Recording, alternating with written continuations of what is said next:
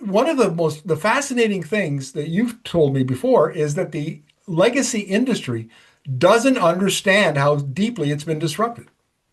It doesn't get it yet. And when I travel to Michigan, you begin to understand it. In the past week, I've been to three cities. One was Carmel, California. Another was just outside of Atlanta. And then the third was Detroit. Summertime, beautiful America, comfortable, gorgeous, wealthy, American cars everywhere. I don't see any Chinese cars. What's the big deal? And so we've been lulled into a false sense of security, complacency. Let's just keep this going. That's the mentality, and it's human. Why would we want to tear that down? Feels so good, and yet the world's moved on, and every day that goes by, we're more and more at risk of just falling behind. That's reality. Are you hopeful that the legacy automakers, particularly the North American or those with operations in North America, will be able to make up ground and become competitive with China? They have to. They have to feel the intensity, the tenacity of the Chinese. They have to feel some pain, I think, before they really turn the corner. Today, there's awareness and there's sort of a grudging acknowledgement. Yes, we better get our act together.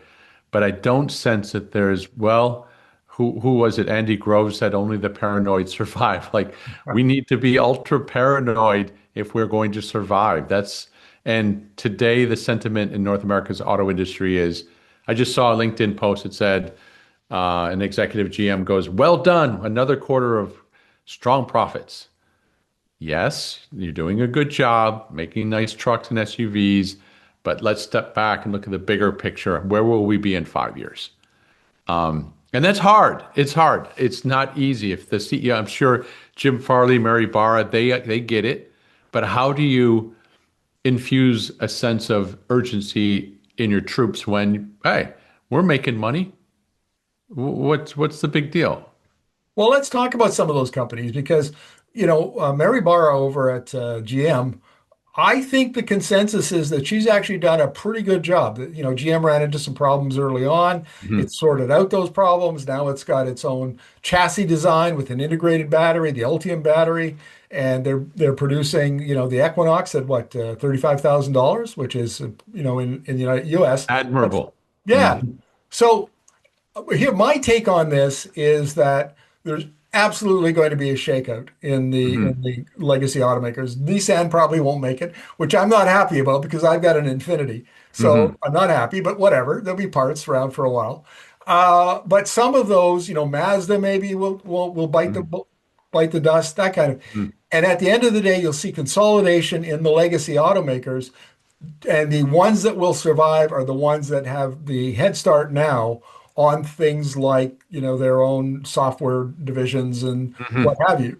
And I Mhm. just was wondering what you thought of that kind of hypothesis, Yeah. if you will.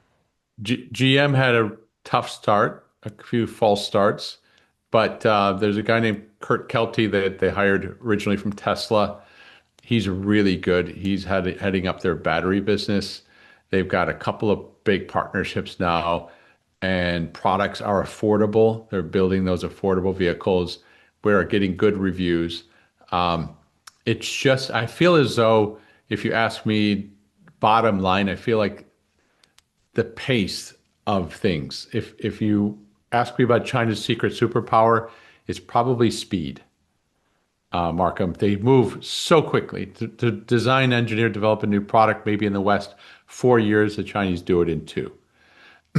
When they discovered in Europe that their EVs would be subject to tariffs, they pivoted to PHEVs, which weren't subject to tariffs.